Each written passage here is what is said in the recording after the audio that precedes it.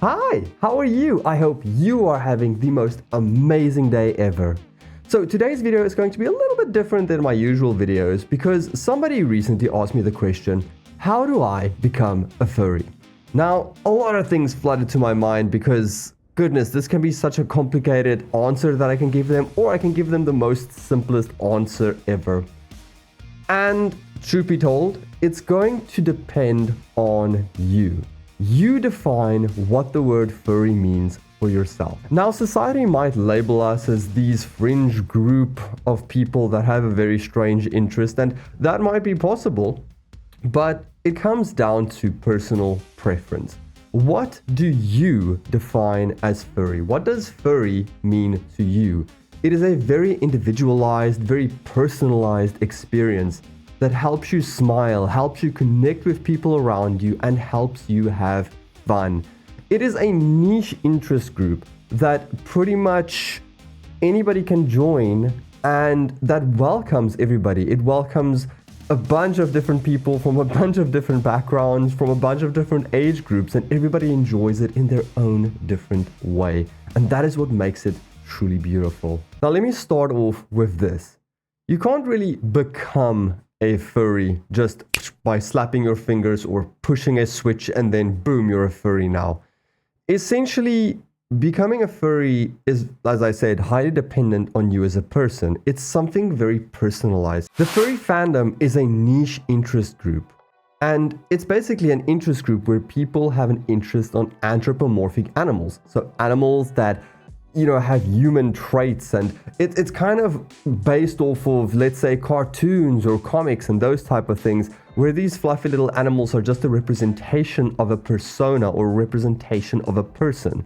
And as furries, well, personally myself, I choose to identify myself as a wolf on the internet because that is what gives me comfort, and that is what I want to present myself as, a silly little guy. Some people use an anime avatar, other people choose to use their face, other people choose to use a landscape or some piece of art. And all of that is amazing. I just choose to use the silly little wolf guy because, I don't know, I think he's great. And being a furry is different for each people. Some people have an interest in anthro art, while others like silly media such as videos, the type of things that I make. Others like TikTok videos. Others are very interested in fursuits and fursuit pictures. Some people only like to go to conventions, and other people like to explore social groups like furry Discord groups, VR chat groups, those type of things. Other people then also like to interact with furry streamers because Funny Animal Go Wild on Twitch is great, and that is wonderful, where people can basically showcase their passions, and that is wonderful. The thing is, the furry community is essentially a community where people showcase their passions and their art and their abilities, and it really is so wonderful because, to be honest, most people in it is not really in it for fame or clout or anything like that, other than the fact they just want to be part of this wonderful community, and they want to create art, and they want to create media, and they want to move the entire community forward and just have a really good time. They want to put a smile on people's faces. And I find that wonderful. I find that beautiful. Being part of the furry fandom also comes with different levels depending on who you are. Some people will choose to be part of the fandom and part of the furry fandom community. And I must say, it is a wonderful community filled with passionate people that are extremely talented. Other people will choose to only observe from a distance, and other people will not get involved in the community at all, and they will just be involved in art. So it really is a very personalized thing, depending on the person and depending on you as an individual.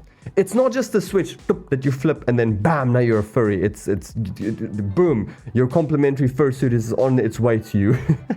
Can you imagine? Your government issued furry identity is being posted right now and you should receive it tomorrow. It's not like that at all. There is also a great variety of things in the furry community. There's art and animation. There's character designs, like I said, where people design their personas. There's social media and social interactions. Think of things like Discord servers, VR chat, there's all of the conventions and furry hangouts and all of those type of stuff. And then there's also content creation, the thing that I really enjoy doing and that many other content creators enjoy. And there's different type of content also. Twitch streaming, YouTube, TikTok. You can post videos on Blue Sky or Twitter or wherever you want. And that is really amazing. And of course, there's also writing and art and so many different kind of things that people can do. Of course, we also have to mention fursuits. Now, it's very important to know, you do not need this. You do not need it in order to be a furry, all right? You do not need a fursuit in order to be part of the furry community.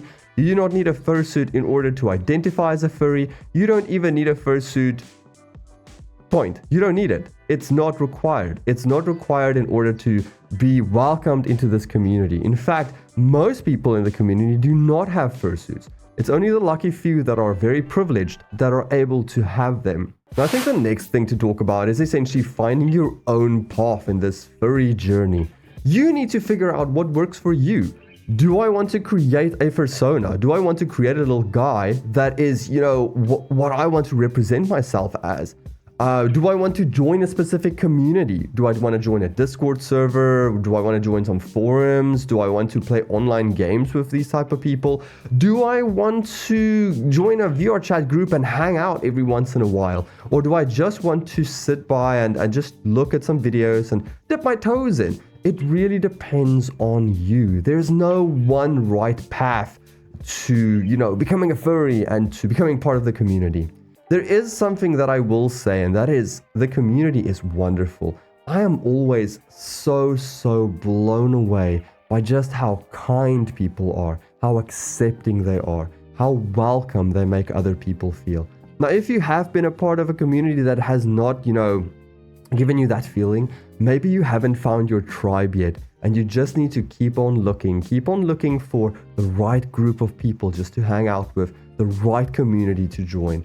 But really, growing in the furry fandom is really a personalized journey. It's not something that will just happen in an instant. It is something that takes time. And as with all relationships, building trust in a community takes time. Building friendships in a community takes time. But if you open yourself up to those friendships, to those relationships, and I mean relationships in terms of friends and acquaintances and just generally people that want to help you, I can guarantee you that you are going to make some of the best friends that you have ever made, and they're going to have a lifelong impact on you.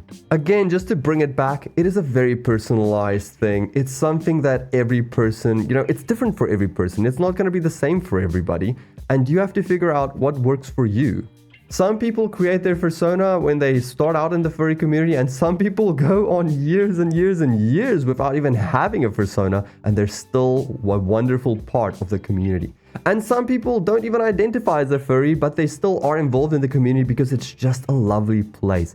You gotta find what's right for you. You gotta find what works for you, because there's no one formula. There's no one correct way to do it.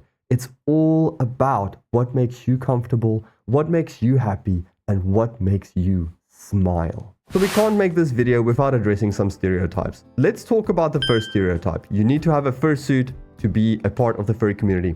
Nope, incorrect, wrong. Let's move on. Number 2, is it weird to be a furry as an adult? Isn't it a little bit of a childish type thing? Not at all. There are many adults like myself in the furry community, and you know what? At the end of the day, passion and joy has no age limits, no age restrictions. What if people judge me?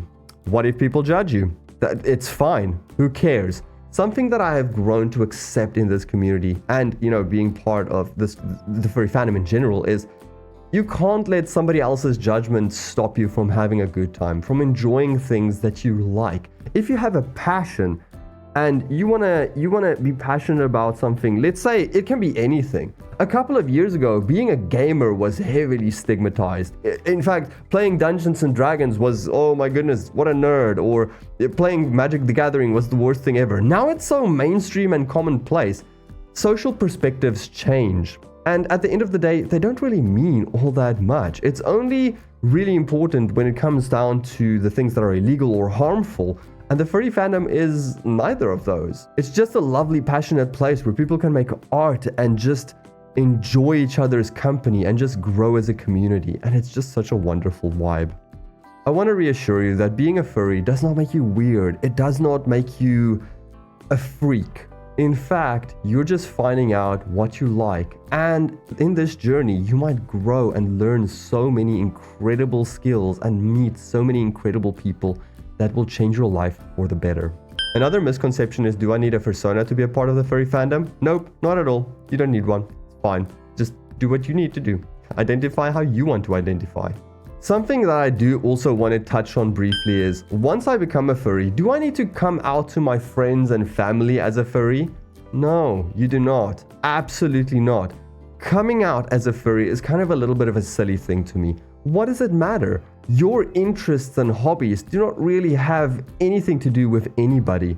You don't have to tell your family about it. You don't have to tell your friends about it if you don't want to. You don't have to tell anybody about it because it is a personal thing and you can keep it to yourself.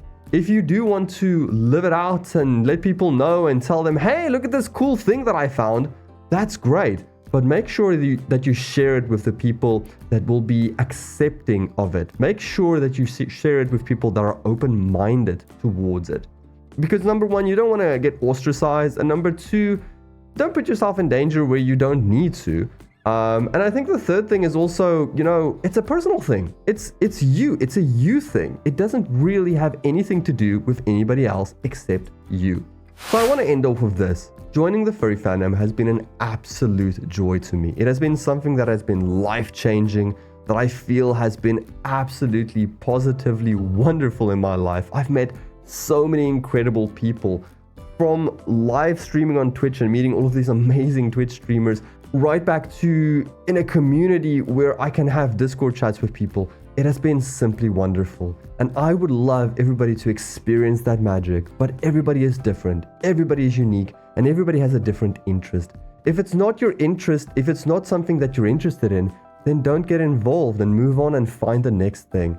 But I want you, as a person, please, find your passion, find something that makes you smile, find something that makes you happy, and also find your tribe. Find a tribe that makes you happy. Find a group of friends or a community where you feel welcome and where you can live out your passions. So yeah, that's just it for this video. Thank you so much for watching. I really appreciate it. Have the most fantastic day. And yeah, I will see you on the next one. Okay, bye!